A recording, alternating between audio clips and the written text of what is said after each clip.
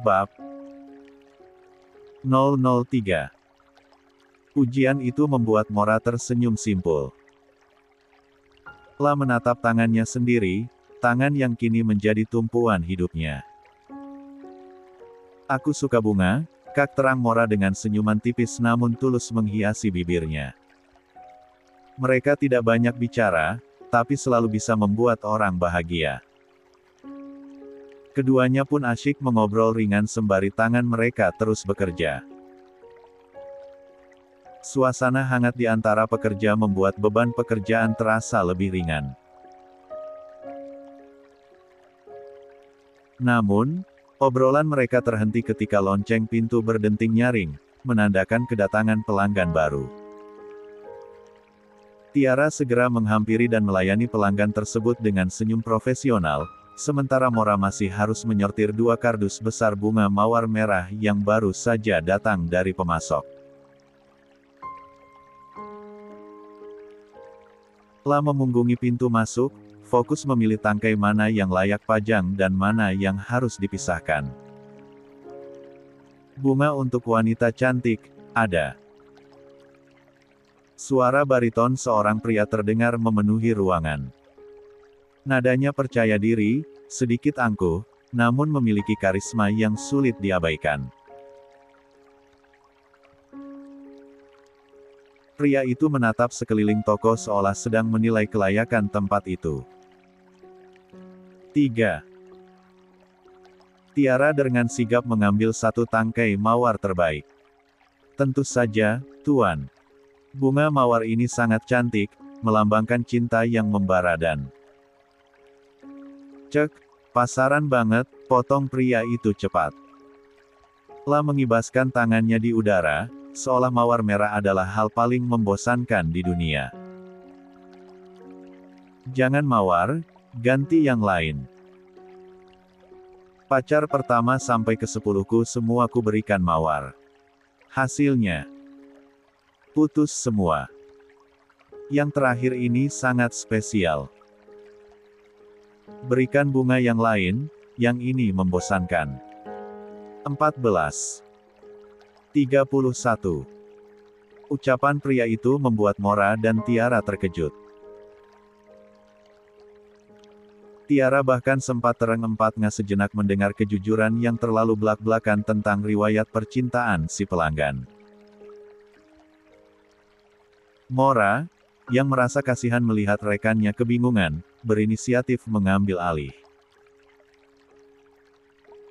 La berbalik badan, membawa sebuah buket yang baru setengah jadi namun sudah terlihat elegan. Bunga tulip ini bagaimana? Tanya Mora lembut sambil menunjukkan buket bunga tulip berwarna ungu dan putih di tangannya. Tulip melambangkan cinta yang sempurna dan kemewahan. Tidak pasaran, dan memiliki kelasnya sendiri. Mendengar suara itu, pria tersebut menoleh. Awalnya ia hendak melihat bunganya, namun matanya justru terkunci pada sosok yang memegangnya. La tidak menatap bunga tulip itu, melainkan menatap lurus ke arah wajah Mora. Ada keterkejutan yang tersembunyi di balik mata elangnya, seolah ia menemukan sesuatu yang jauh lebih menarik daripada sekadar flora. Pria itu melangkah mendekat, mengikis jarak di antara mereka hingga aroma parfum mahalnya tercium oleh Mora. Boleh, bungkuskan, ucapnya. Nada bicaranya berubah drastis. Jika tadi terdengar arogan dan bosan, kini suaranya terdengar lebih dalam dan menggoda. Tatapannya berbeda, intens dan memburu.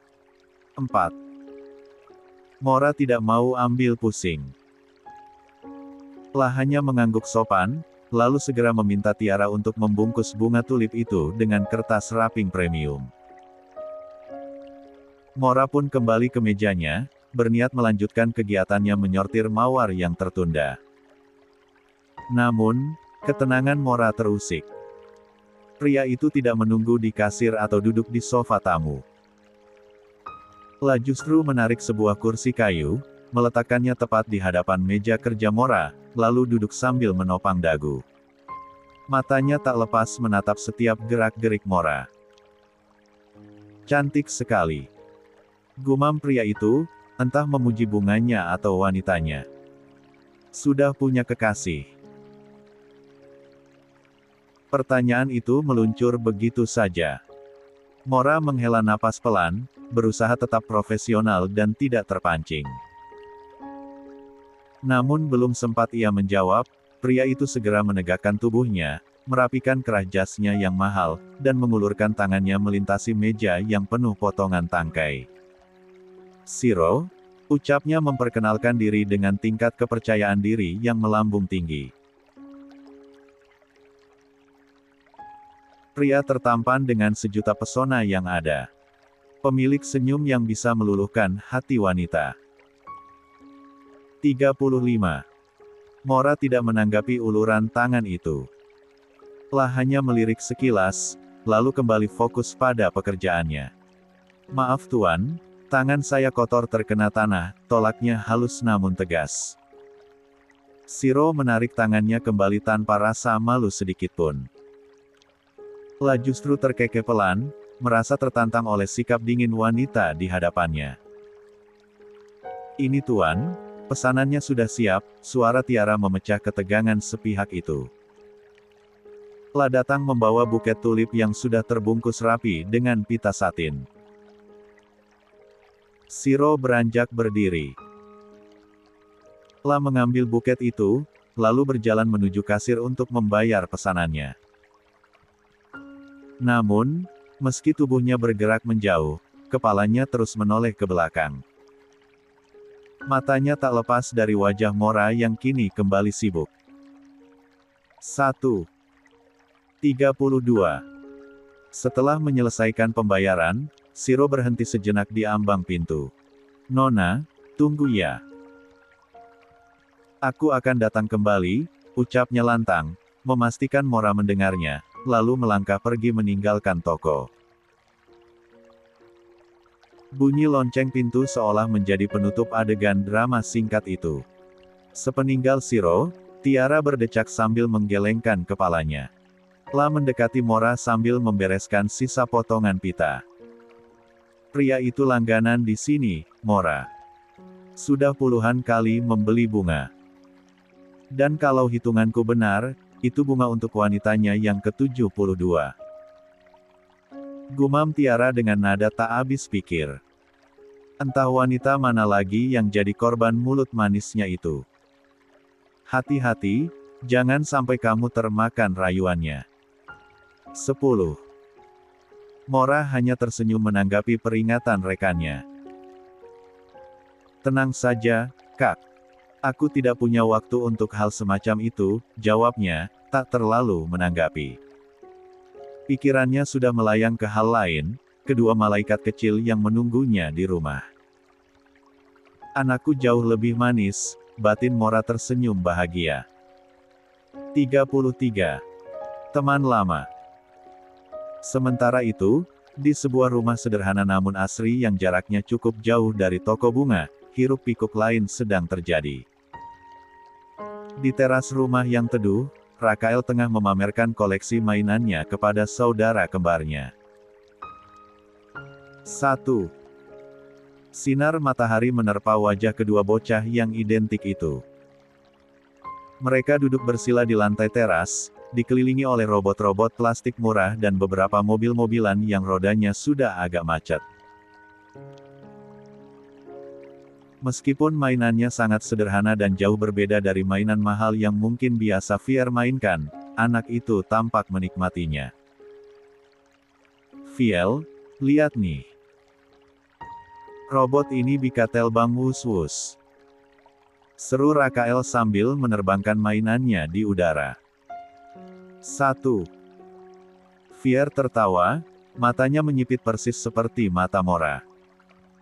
Terkadang, tawa kedua anak itu meledak bersamaan, mengisi kesunyian rumah itu dengan kebahagiaan. Setelah lelah bermain perang-perangan, Rakael merasakan perutnya berbunyi. Jiwa petualangannya untuk mencari makanan pun bangkit. 2. Viel, jajan ayo, ajak Rakael sambil menepuk bahu saudaranya. Fier menoleh, sedikit bingung dengan pelafalan nama yang diucapkan saudaranya. Kakak, Viel. Viel, tegur Fier, mencoba mengoreksi agar Rakael memanggil namanya dengan benar. Rakael memutar bola matanya malas. Baginya, urusan nama itu tidak penting, yang penting adalah panggilannya. La merasa yang paling benar. 1. Kata momi kita Blue Jol Bel Camaa. Viel keluar didolong Laka, kalau nda bika keluar. Kelen kan Laka, puji anak itu dengan percaya diri tinggi. Logika balitanya mengatakan bahwa karena mereka lahir bersamaan, dialah yang mendorong Fier keluar dari perut sang momi, sehingga ia merasa lebih kuat dan hebat. 8. Fier mendelik kesal. La memang baru mengenal saudaranya ini, tapi tingkat kepercayaan diri Rakael sungguh menguji kesabaran. Terserah, Ca Adel, gerutu anak itu pelan. Ayo jajan. Seru Rakael, melupakan perdebatan tentang siapa yang mendorong siapa. Urusan perut lebih mendesak. Rakael dan Fier pun beranjak masuk ke dalam rumah. Kaki-kaki kecil mereka berlari menuju dapur, tempat di mana aroma harum masakan menguar. Di sana, Kirana sedang sibuk di depan kompor. Aroma ayam ungkep dengan rempah lengkuas dan kunyit memenuhi ruangan dapur yang hangat. Nenek mau jajan, di warung Pak Lobi sebelah itu, ndak jauh-jauh, ucap Rakael dengan nada merengek, sambil menarik-narik ujung daster yang dikenakan Kirana. Kirana menjeda kegiatannya. La mengecilkan api kompor, lalu berbalik menatap dua cucu kesayangannya. Wajah tuanya yang mulai keriput dihiasi senyum lembut. La membersihkan tangannya dengan lap, lalu merogoh sakunya untuk mengambil beberapa lembar uang kertas. Ingat, jangan jajan sembarangan. Jangan beli yang warnanya aneh-aneh. Raka, jangan kasih racun buat kakaknya, ya, tegur Kirana setengah bercanda namun tetap menyelipkan pesan waspada. La tahu Rakael kadang suka membeli. 34. Jajanan aneh yang membuat batuk. Rakael cemberut, merasa dituduh. Laka itu bukan keong lacuun nenek. Ayo Viel. Rakael segera menyeret tangan kakaknya, tak ingin membuang waktu lebih lama mendengarkan ceramah neneknya. 2. Kirana hanya bisa menggelengkan kepalanya pelan melihat tingkah cucunya yang hiperaktif itu. Hais, dasar anak itu. Semoga Fier kalem, gumamnya pelan sebelum kembali melanjutkan acara masaknya. Rakael memimpin jalan bak seorang komandan pasukan. La mengajak kakaknya menyusuri jalan setapak di samping rumah menuju sebuah warung kelontong. Warung itu tidak begitu besar, dindingnya terbuat dari papan kayu yang dicat biru, tapi semua jajanan di sana lengkap. Mulai dari kerupuk, permen, hingga mainan plastik gantung tersedia. Fier mengikuti Rakael dengan ragu. La belum terbiasa dengan lingkungan seperti ini. Matanya menatap waspada ke sekeliling, memperhatikan ayam-ayam tetangga yang lewat dan anak-anak lain yang berlarian. Sesampainya di warung, Rakael langsung berteriak. Pak Lobi, Laka mau jajan sama kakak Laka. Seorang pria parubaya yang mengenakan kaos singlet putih dan kain sarung kotak-kotak muncul dari balik etalase. Pria itu, Pak Robi, tersenyum melihat pelanggan kecilnya. Oh, sudah pulang kakaknya. Wah, mirip ya, tapi bisa dibedakan dari wajahnya, ucap Pak Robi ramah. La memang sudah mendengar kabar bahwa cucu Kirana yang satu lagi telah kembali. Rakael mengangguk antusias, merasa bangga. Mominya Kancama, kalau momi Viel Iktli Pak Lobi balu beda, ucap Rakael dengan polosnya. D. Pak Robi tertawa terbahak-bahak mendengar celotehan itu. Logika anak kecil memang selalu tak terduga. Dasar bocah, ada-ada saja kamu. Ya sudah sana beli. Dikasih uang berapa sama nenek? 2 lebu. Dia lebu bika beli yang mana? Tanya Rakael sambil menatap rak-rak toples berisi permen dan coklat. La mengangkat uang 2.000 rupiah yang kumal di tangannya. Fier, yang melihat banyaknya pilihan jajanan, menunjuk sebuah bungkusan keripik kentang bermerek terkenal. Raka aku mau beli ini, ucapnya. 2. Rakael segera menggeleng kuat. La tahu harga barang di warung ini layaknya seorang profesional. Jangan, itu mahal 7 lebu. Uang kita ndak cukup. Beli ini aja, cucu bantal celebu 500. Nanti 500-nya pelmen catu, atur Rakael sambil menunjuk susu bantal dan toples permen. 4. Fier melongnol, ia menatap uang di tangan Rakael. Ini 2 lebu loh. Unjuk Fier. Di negara tempat ia tinggal sebelumnya, angka 2000 adalah nominal yang sangat besar jika dihitung, atau mungkin ia hanya bingung dengan nilai mata uang yang berbeda. Baginya, angka 2000 terdengar banyak. Lia 2 lebu, kan kita orang kaya jadi harganya mahal, jawab Rakael asal-asalan. 3. Pak Robi yang mendengar perdebatan itu kembali tertawa. La merasa gemas melihat kepolosan Fier dan sok tahunya Rakael. Hatinya tersentuh melihat kedua bocah yang tumbuh tanpa sosok ayah di samping mereka itu. Ambillah jajanan yang kalian mau, biar Pak Robi bayarkan hari ini, ucapnya murah hati. 4. 35. Mata Rakael langsung berbinar cerah, lebih terang dari lampu warung. Benelaan Pak Lobi.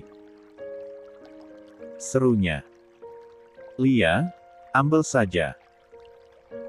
Ambil Viel, laka mau kalimi, ucap Rakael cepat. La langsung menyambar sebungkus mie instan dari rak, makanan favorit terlarangnya. 3. Keduanya pun mengambil jajanan pilihan mereka dengan wajah sumringah. Fier mengambil coklat yang tadi ia inginkan. Terima kasih Pak Ubi, ucap Fier tulus. Telinganya salah mendengar sehingga ia menyebut nama Pak Robi, mengubahnya menjadi jenis umbi-umbian. Tanpa merasa bersalah, Fier melangkah pergi lebih dulu, menikmati coklat di tangannya. 13.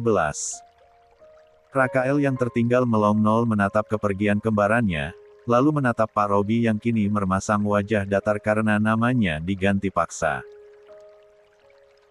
Cembalangan dia ya, gumam Rakael, mencoba bersikap dewasa. La melirik Pak Robi dengan tatapan meminta maaf. Itu orang kepilecet lidahnya, Lia pilecet. 3. Setelah memberikan pembelaan singkat untuk saudaranya, Rakael pun berlari menyusul Fier dengan mie instan di pelukannya. Fiel tunggu laka. Jauh dari kehangatan rumah Mora dan kelucuan anak-anaknya, suasana berbeda menyelimuti Marco. Di sebuah taman kota yang mulai temaram karena matahari yang beranjak turun, pria itu berjalan sendirian. Angin sore menerpa wajahnya yang keras dan lelah. Marco berkeliling bukan untuk menikmati pemandangan. La sedang mencari. Sudah lama ia mencari keberadaan wanita pencuri benihnya, wanita yang telah pergi membawa sebagian dari dirinya. Langkah kakinya terhenti di dekat sebuah bangku taman. Marco merogoh saku jasnya, mengeluarkan ponselnya dan membuka sebuah foto. Dalam foto itu, terlihat wajah Mora yang tersenyum. "Di mana kamu?" gumam Marco dengan suara berat dan serak.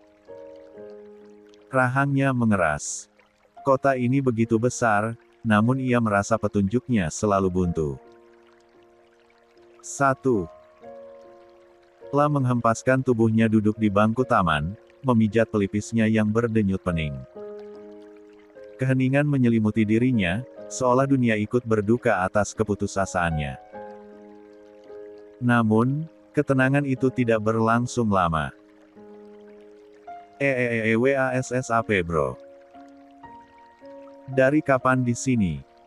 Kok gak ngabarin? 1. Sebuah seruan keras disertai tepukan yang sangat bertenaga mendarat di bahunya. Marco tersentak kaget. 36. Lamunannya buyar seketika.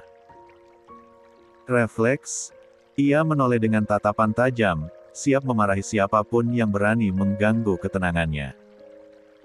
Di sana, berdiri seorang pria dengan setelan jas rapi namun dengan dasi yang sudah longgar.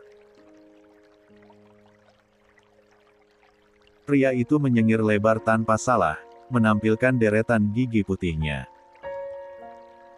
Itu adalah teman lamanya, orang yang paling berisik yang pernah Marco kenal. "Siro?" tanya Marco, matanya membelalak tak percaya. 16. Siro tertawa renyah, lalu tanpa permisi duduk di samping Marco, merangkul bahu temannya itu seolah mereka baru berpisah kemarin sore. "Ya, kesayanganmu Data Aang," jawab Siro dengan nada dramatis. "Dunia ini sempit sekali ya. Aku baru saja dari toko bunga, bertemu bidadari cantik yang jual mahal, dan sekarang bertemu denganmu, pria berwajah masarem yang sepertinya butuh hiburan." 14. Marco mendengus, "Cek, berisik. Lunaas, Bobo 3. 37. Teman yang mengesalkan. Mukamu itu semacam lumpia telur. Kamu tahu lumpia telur?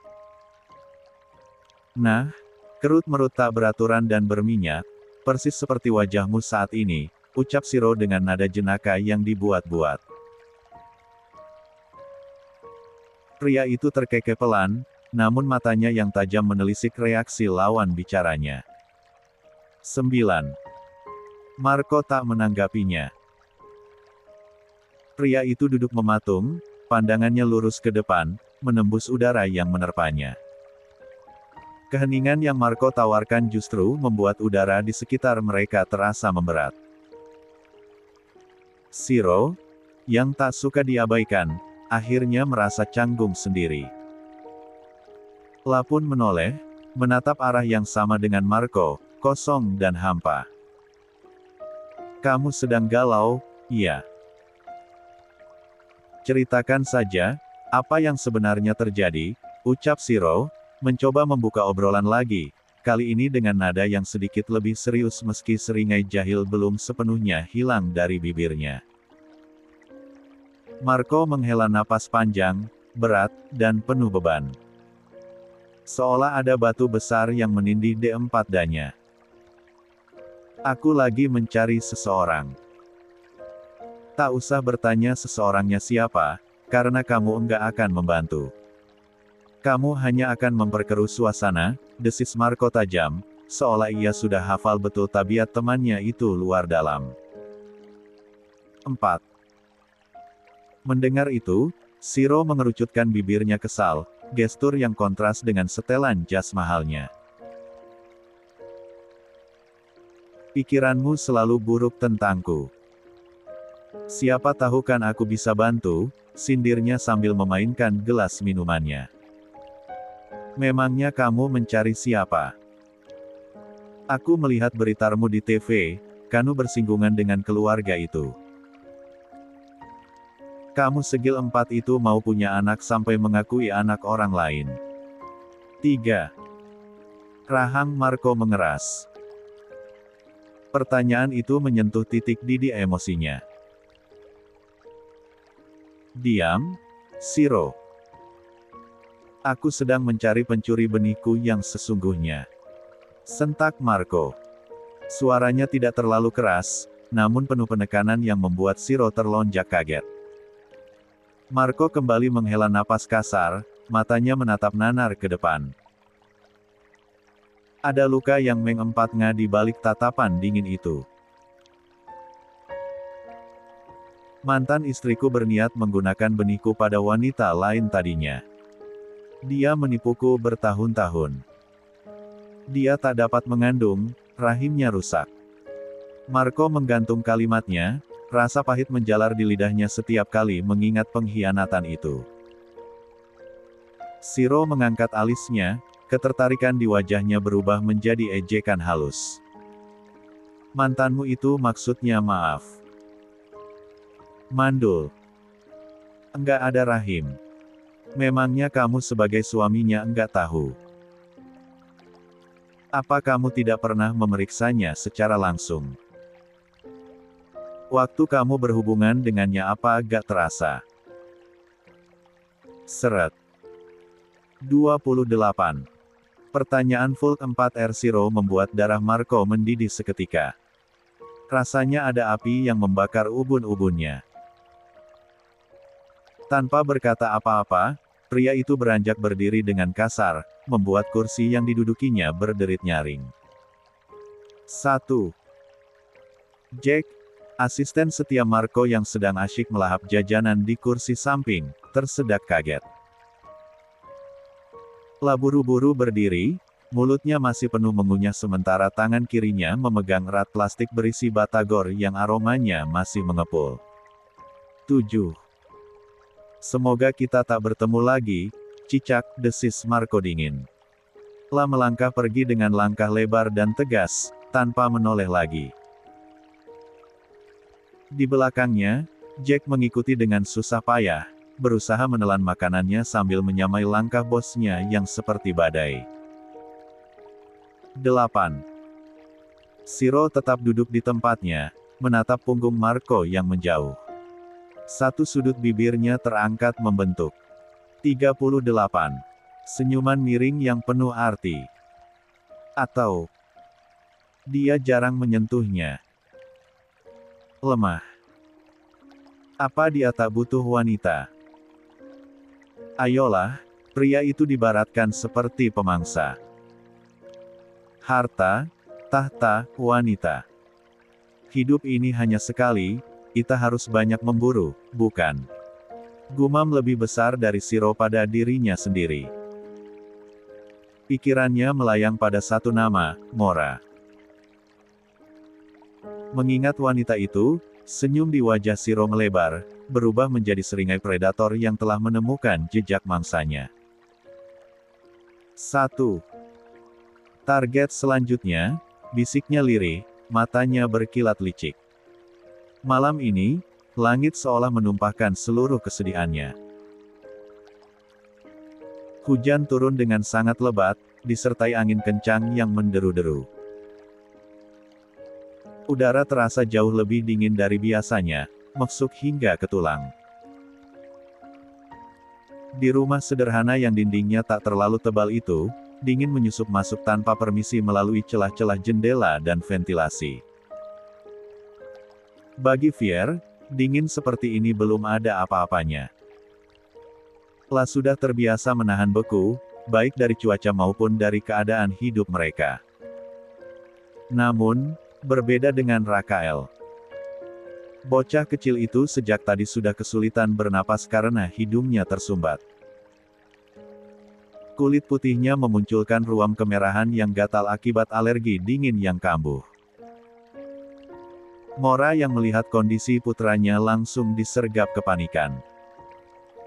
Dengan tangan gemetar, ia segera mengoleskan losion pereda gatal ke tubuh Rakael, lalu membungkus tubuh mungil itu dengan selimut tebal berlapis-lapis hingga hanya wajahnya yang terlihat. 1. Nenek buatkan air hangat dulu. Rakael, makanya kalau dibilangin jangan ngeyel. Nenek sama Momi jadi khawatir ini, tegur Kirana. Wanita parubaya itu sibuk berkutat di dapur sempit mereka, menjerang air di atas kompor tua. Rakael, yang kini berada di pangkuan Mora dengan selimut tebal membungkusnya persis seperti ulat sagu, mendelik protes. Wajahnya merah dan matanya berair, namun mulut kecilnya tak mau kalah. Lakanda ngeyel, dinginnya yang macuuk. Kita ada kipas tapi ndak ada kompor lumah. Culuh langit belhentiin hujannya nenek, kenapa Laka yang kena omelan nenek? Protes anak itu dengan suara cempreng dan cadel yang kental. Membuat semua orang hanya menghela napas mendengarnya. 6. 39. Rasa kecewa Fier. Kirana datang membawa segelas air hangat, menggelengkan kepala melihat tingkah cucu bungsunya. Tadi sore yang mandinya paling lama siapa? Raka, kan? Kalau bukan nenek yang manggil sambil gedor pintu, Raka gak mau keluar. Abis mandi terus hujan, belum sempat hangat tubuhnya, malah main lagi dekat jendela. Itu namanya cari penyakit. 2. Kirana memang agak sulit memberi pengertian pada cucunya yang satu itu. Keras kepalanya luar biasa, persis seseorang yang tak ingin ia ingat namanya. 1. Mora mengusap lembut pipi Rakael yang terasa hangat. Lain kali mandinya jangan lama-lama ya, sayang. Nenek sama Momi kan khawatir. Kalau Raka sakit gimana? Kitanya sedih lihat Raka lemas begini, ucap Mora memberi pengertian dengan nada lembut, menatap putranya yang bersandar manja di D4 danya. Rakael mendongak, menatap ibunya dengan mata bulatnya yang polos.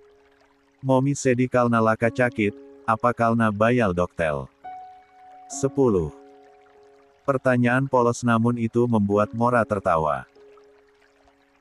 Kirana yang mendengarnya hanya bisa menahan senyum sambil menggelengkan kepalanya.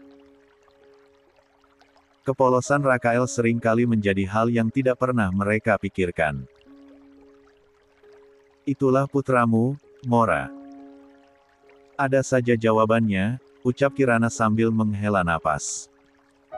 Mora tersenyum tipis, lalu tatapan matanya beralih ke arah Fier. Sejak tadi, putri sulungnya itu hanya diam mematung di sudut sofa. Matanya menatap Rakael dengan tatapan yang sulit diartikan, campuran antara kasihan, sedih, dan amarah yang tertahan. Mora bingung, ia tak pernah melihat Fier menatap adiknya dengan sorot mata sekelam itu. Naluri keibuannya bergetar. Mora mencoba bertanya hati-hati. Fier kenapa, sayang? Gak kenak badan juga. Fier tidak langsung menjawab. La menunduk, meremas ujung bajunya. Saat ia mendongak, matanya sudah berkaca-kaca, menahan genangan air mata agar tidak tumpah. Mom, kenapa kita enggak beli pemanas ruangan? Tanya Fier. Suaranya terdengar parau. 1. Belum sempat Mora menjawab, Rakael menyela dengan celetukan polosnya. Mahal itu Fiel. Es aja di sini ndak ada, pakai kompol aja acal ndak dilebus aja dili ini, bocah itu berbicara seolah tak mengerti beratnya situasi yang dirasakan kakaknya. 3. Namun, jawaban itu justru membuat Fier semakin kesal. La mencebikkan bibirnya, air mata mulai menetes di pipinya. Emosi yang selana ini ia pendam akhirnya meledak. Kalau gitu suruh Dedi belikan. Dedi gak pernah belikan Fier dan Raka mainan. Kenapa Dedi tega gak kasih kita pemanas ruangan? Raka gak bisa dingin, tapi Dedi gak bisa kasih pemanas ruangan. Dedi gak sayang kita. Pertanyaan Fier menghantam jantung Mora dengan telak. Senyum di wajahnya luntur seketika, digantikan oleh ekspresi keterkejutan yang menyakitkan. Pertanyaan putrinya seolah jarum yang menusuk langsung ke tenggorokannya, membuatnya tercekat. Fier. Panggil Mora lirih. 40. Fier menggeleng, menolak untuk ditenangkan. La menunjuk Rakael yang masih bingung. My little brother is sick, mommy. But daddy. Why doesn't daddy ever come to see us? I'm fine living like this, but he should be thinking about my brother. Adikku sakit, mom. Tapi daddy. Kenapa daddy tidak pernah menjenguk kita? Aku baik-baik saja hidup seperti ini, tapi seharusnya daddy memikirkan adikku. Ucapnya tiba-tiba menggunakan bahasa Inggris yang sangat fasih. Aksen dan intonasinya terdengar begitu natural, warisan kecerdasan yang mengalir dalam D4 rahnya. Rakael mengerjapkan matanya, tak mengerti arti kata-kata kakaknya, namun ia bisa merasakan kesedihan yang mendalam dari nada bicara Fier dan wajah mominya yang kini basah oleh air mata. 1. Bahaca acing apa itu campe momi belcedii. Protes Rakael, tangannya yang mungil terulur berusaha menghapus air mata di pipi Mora. Kamu enggak perlu ngerti, balas Fier dingin. Gadis kecil itu melompat turun dari sofa dan berlari menuju kamarnya, membanting pintu pelan namun cukup untuk menyisakan keheningan yang menyayat hati. Meninggalkan Mora yang buru-buru menghapus air matanya, berusaha terlihat kuat di depan Rakael. Mommy. Panggil Raka dengan suaranya yang bindeng. Mora menarik napas panjang, memaksakan sebuah senyuman meski hatinya hancur lebur. It's okay, sayang. Mommy enggak apa-apa. Mora mengecup kening putranya yang panas dengan penuh kasih sayang, memberikan rasa nyaman dan berharap demam Rakael akan segera turun, sekaligus meredakan badai di hatinya sendiri. Sementara itu, di sebuah hotel mewah yang menjulang tinggi di pusat kota, Marco tampak tak tenang. Kemewahan di sekelilingnya terasa mencekik. La berjalan gelisah menuju jendela kamar hotelnya yang besar. Di tangannya terselip sebatang rokok yang baru dihisap setengah. Tubuhnya hanya dibalut batrobe putih tebal, namun dinginnya AC kamar tak mampu mendinginkan kepalanya yang bergemuruh.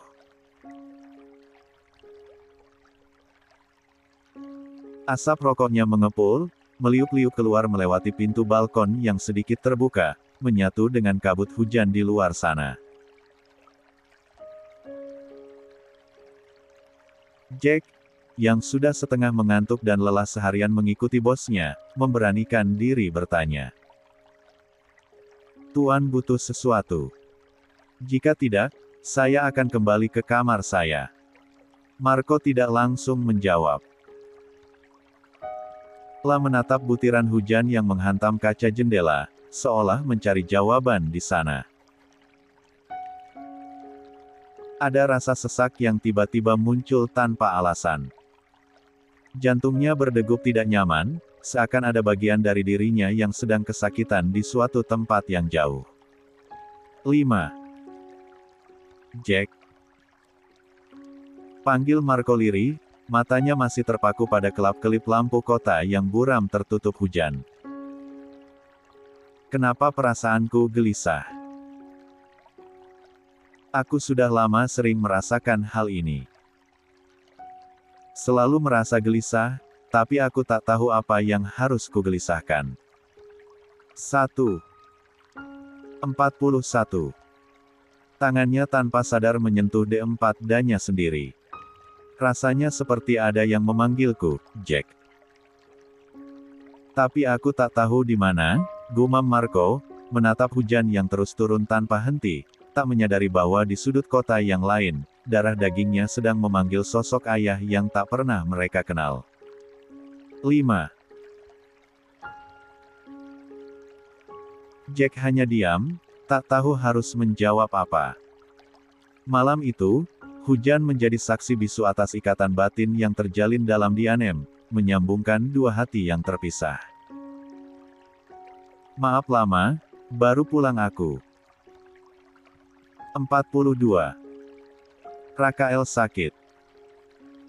Hujan di luar sana mulai mereda, menyisakan rintik halus yang mengetuk jendela, seolah berirama dengan detak jantung Mora yang tak menentu. Di dalam kamar yang temaram, Mora akhirnya berhasil menidurkan Rakael. Anak laki-lakinya itu kini anteng dalam balutan selimut tebal bermotif dinosaurus kesukaannya. Hidung mungil Rakael mampet parah, memaksanya bernapas lewat mulut yang sedikit terbuka, menghasilkan suara dengkuran halus namun mengkhawatirkan. 4. Tangan Mora terulu, menyentuh kening putranya. Panas. Badannya masih terasa hangat, membuat kekhawatiran merambat naik ke D4 Damora. Ketakutan itu selalu ada, takut demamnya bertambah tinggi di tengah malam. Mora memutuskan untuk mengamati sejenak. Jika panas tubuh Rakael terus merangkak naik cepat dalam 1 jam ke depan, ia tidak akan ragu membawanya ke dokter, tak peduli selarut apapun malam ini. Suasana kamar menjadi hening, hanya terdengar suara napas kedua anaknya. Perlahan, Mora mencondongkan tubuh, meng-3 pipi gembil Rakael dengan penuh kelembutan, lalu beralih ke keningnya yang hangat. Tatapan Mora kemudian bergeser, menatap lekat pada putrinya yang sejak tadi melakukan aksi mogok bicara. Setelah memastikan Rakael nyaman, Mora beralih mendekati Fier. Gadis kecil itu tertidur memunggungi Rakael, tampak begitu lelap. Tangan Mora terulur, mengelus lembut rambut hitam putrinya. Momi minta maaf, sayang. Maafkan Momi, bisik Mora dengan suara bergetar, menahan sesak. Terima kasih sudah jadi kakak yang mengerti keadaan kita. Mora meng-3 lembut kening putrinya, menyalurkan rasa sayang dan permintaan maaf yang tak terucap sepenuhnya. Setelah merapikan selimut Vi, ia melangkah pergi dengan berat hati. Tak lupa, ia mematikan lampu utama dan menyisakan lampu tidur yang remang-remang, lalu menutup pintu kamar dengan sangat perlahan agar tidak menimbulkan suara. Tanpa Mora sadari, di balik punggung kecil itu, sepasang mata terbuka. Fier tidak tidur. Anak itu berbalik perlahan, menatap ke arah Rakael yang masih bernapas berat. Dengan gerakan tangan mungilnya, Fier membenarkan letak selimut adiknya yang sedikit tersingkap. Tatapannya teduh, namun menyimpan kedewasaan yang melampaui usianya. Setelah memastikan adiknya aman, rasa penasaran yang menggelitik sejak tadi mendorongnya untuk turun dari ranjang. Perlahan, Fier membuka pintu kamar. Gerakannya sangat hati-hati, tak ingin engsel pintu yang sedikit tua itu berderit. Matanya menatap awas ke sekeliling lorong yang gelap. Telinganya yang tajam menangkap suara obrolan samar dari arah ruang tamu. Itu suara Mora dan Kirana, neneknya. Fier melangkah tanpa suara, kakinya menapak dinginnya lantai keramik. La mendekat, lalu menyembunyikan tubuh mungilnya di balik kulkas besar yang membatasi dapur dan ruang tamu. Dari sana, ia bisa mendengar percakapan mereka dengan jelas. Aku hanya perlu menjauhkan anakku dari keluarga Ramirez. Ma, suara Mora terdengar tegas, namun ada nada ketakutan yang terselip di sana. Dedi mereka. Dia bermarga Ramirez. Walau di dunia ini banyak orang dengan marga Ramirez, aku akan menjauhi semuanya demi keselamatan mereka. Aku tidak ingin mereka diambil dariku. 3. Jantung Fier berdegup kencang. La mencoba mencerna setiap kata yang keluar dari mulut ibunya. Bahasa Indonesianya memang belum sempurna karena ia terbiasa dengan lingkungan lamanya, tetapi ia mengerti bahasa. 43. Simpel dan kata kunci penting yang diucapkan Mora. Dedi. Ramirez. Batin Fier. Nama itu bergema di kepalanya. Selama ini, sosok ayah adalah misteri besar baginya dan Rakael. Momi tidak pernah mau membahasnya. Tapi malam ini, sebuah petunjuk besar jatuh ke pangkuannya. Khawatir ketahuan karena menguping, Fier segera berbalik. La setengah berlari jinjit kembali ke kamar. Dengan napas yang sedikit memburu, ia naik ke atas ranjang dan menarik selimut hingga sebatas D4D. Matanya menatap Rakael yang masih tertidur lelap, tidak tahu apa-apa tentang rahasia besar yang baru saja kakaknya dengar. 1. Fier memiringkan tubuhnya, tidur menghadap ke arah saudara kembarnya itu. Tangannya terulur, menggenggam jari jemari Rakael yang terasa panas. Aku akan menemukannya, Raka bisik Fier dalam kegelapan, sebuah janji terpatri di hati kecilnya. Kita akan punya Dedi. 13. Keesokan paginya, kekhawatiran Mora menjadi kenyataan. Demam Rakael semakin tinggi dan mengkhawatirkan. Wajah anak itu memerah, dan rengekan halusnya membuat hati Mora teriris. Masalahnya, ini baru hari kedua Mora bekerja di tempat baru. Dilema besar melandanya. La tidak mungkin mengambil cuti di minggu pertama bekerja.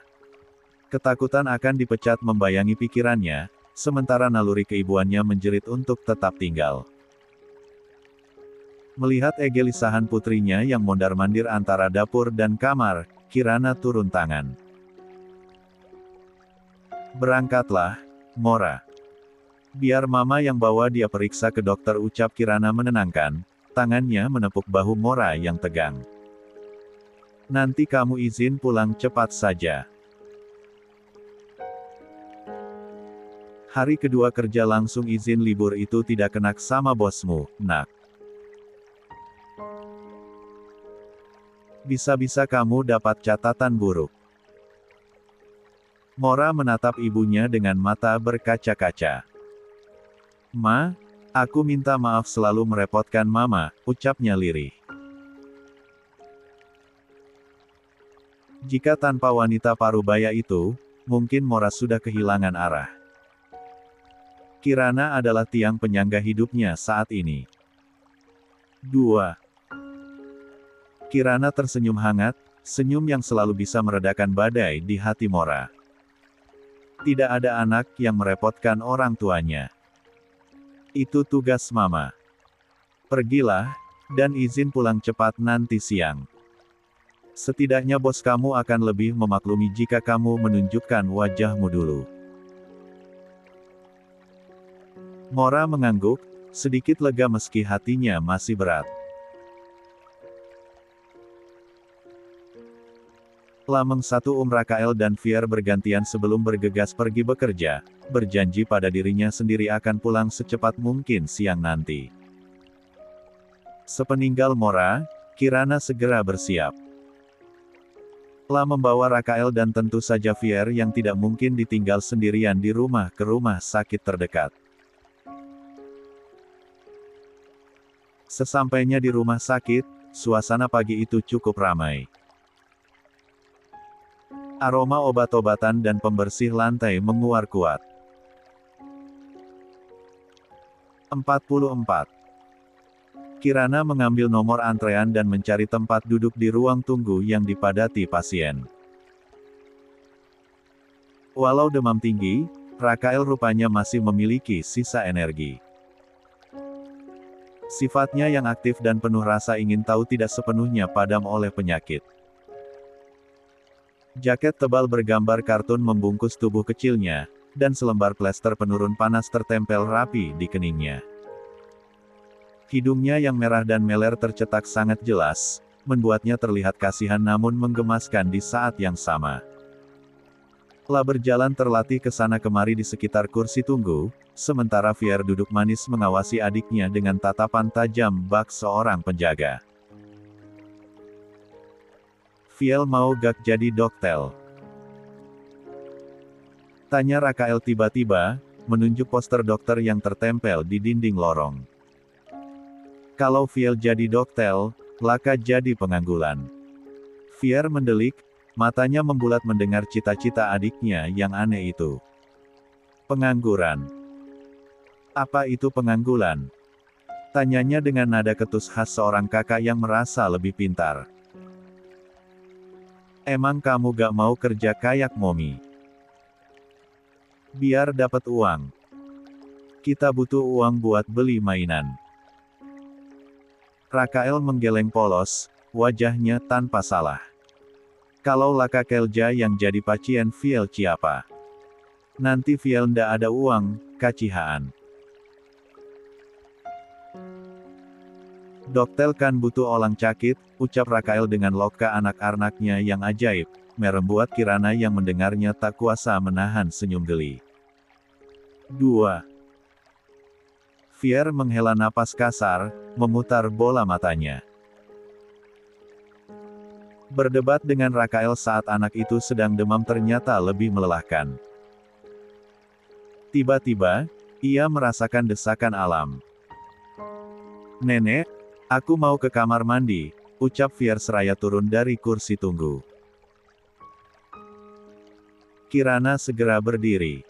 Ayo, sini nenek antar. Jangan sendirian. Namun, Fier menggeleng tegas. Sifat mandirinya kadang terlalu kuat. Fier bisa sendiri, nenek. Kan ada petunjuk di sana, tunjuknya ke arah papan tanda toilet di ujung lorong. Fier memang cerdas, di usianya yang belia, ia sudah dapat membaca dengan lancar. Belum sempat Kirana menjawab atau melarang, anak itu sudah melesat kabur lebih dulu menuju lorong toilet. Rasa was-was seketika menghantui Kirana. Zaman sekarang bukan zaman yang aman untuk membiarkan anak kecil sendirian di tempat umum, apalagi di rumah sakit yang ramai. Kirana menatap sekeliling dengan panik, mencari solusi cepat. La tidak bisa membawa Rakael lari-lari mengejar Fier, napas anak itu sedang susah.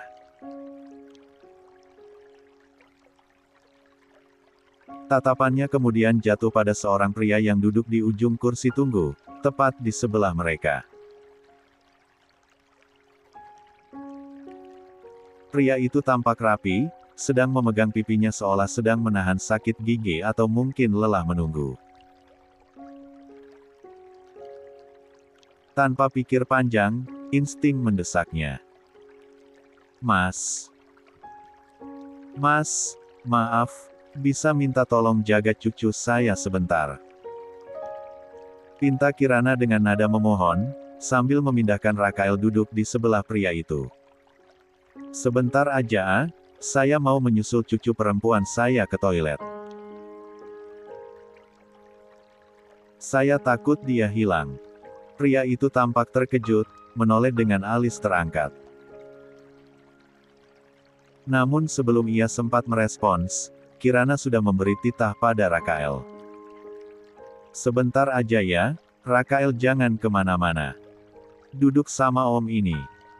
Kirana lekas berlari menyusul Fier yang sudah menghilang di belokan lorong.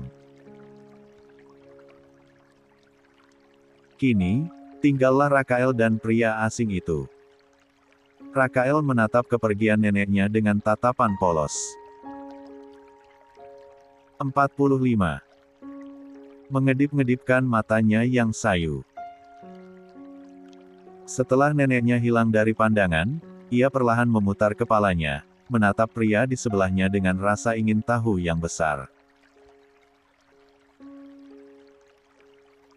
La mendongak, memperhatikan wajah pria itu lekat-lekat.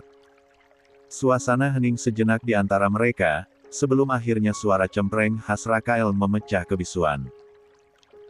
Dabayal palkil dilikan laka. Dititip cebental doangko, celetuk Rakael dengan wajah serius, seolah-olah dirinya adalah sepeda motor yang baru saja diparkirkan oleh neneknya. 5. Pria itu menoleh kaku, menatap bocah ingusan di sebelahnya dengan tatapan bingung yang luar biasa. Hah? Kamu kira saya tukang parkir anak? Rakael meringis, mukanya mirip tukang parkir, cicitnya yang membuat pria itu syok bukan main. 19. Kamu. Maaf, semalam capek banget jadi langsung tidur, hari ini 5 ya, panjang karen nih bab. 46. Single mom. Shiro datang ke rumah sakit dengan suasana hati yang seperuk cuaca mendung di luar. Sejak semalam, gigi geraham bungsunya berulah, mengirimkan denyut nyeri yang menjalar hingga ke pelipis dan membuat kepalanya terasa seperti dipukul palu godam. Pagi ini, rasa sakit itu begitu menyiksa hingga ia merasa dunia berputar setiap kali ia membuka mulut. 6. Niat awalnya hanyalah duduk tenang menunggu giliran dipanggil dokter gigi. Namun, nasib berkata lain. Seorang wanita parubaya yang tampak panik tiba-tiba menitipkan seorang bocah ingusan padanya, seolah Shiro adalah tempat penitipan anak berjalan.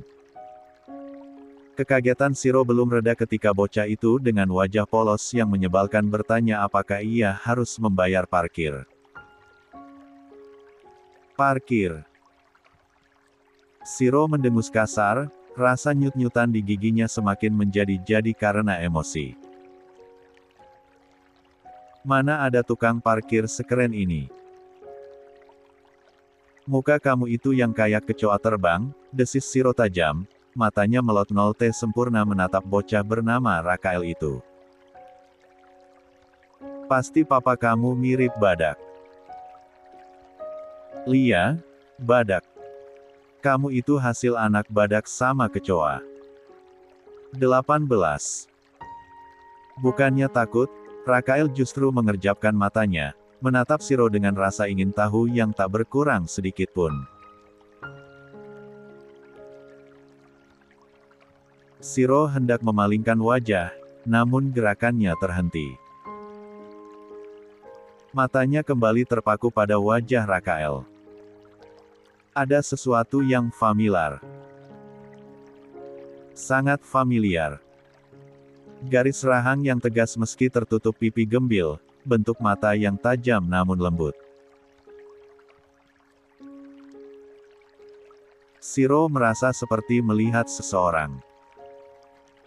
Kenapa nih bocah mirip banget sama si lumpia telur itu, ya? Batin Shiro, merujuk pada julukan konyol yang ia berikan pada temannya. Benar-benar kayak pinang dibelah dua. Bedanya, ini versi imut dan glowing. Kalau yang sana, amit-amit, wajahnya kayak tembok beton. 27. Otak Shiro bekerja keras di tengah rasa sakit giginya. La mencoba membayangkan wajah Marco disandingkan dengan Rakael. Kemiripannya menakutkan. Hidung mancung itu, tatapan mata itu. Tapi Rakael memiliki kulit yang jauh lebih putih dan cerah, mungkin mewarisi ibunya.